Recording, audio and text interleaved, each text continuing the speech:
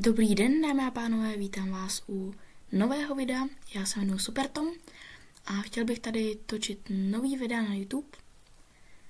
A chtěl bych, aby moje videa nějak trochu vypadaly, aby byly trošku kvalitní, takže já budu určitě stříhat a tak dále. Chtěl bych, abyste tento kanál doporučovali dál. To první video bude takový hodně divný, ale to první videa většinou bývají. Tak, důležitá otázka. Co budu točit? Na obrazovce můžete vidět hru, která se jmenuje Outpath First Journey, kterou bych vám taky rád představil, ale chtěl bych taky točit mnohem víc her. Ku příkladu, teď co mám v knihovně. Tak, a v knihovně mám spoustu zajímavých her.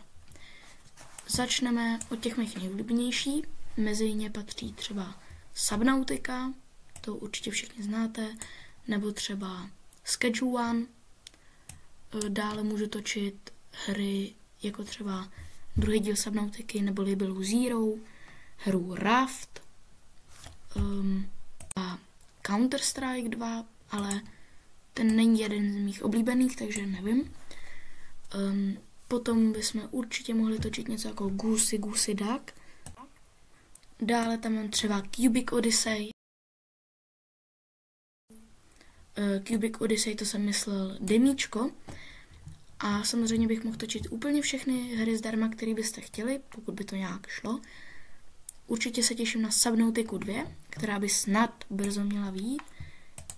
Zapomněl jsem na 2 nejdůležitější hry, což je docela problém. Možná 3.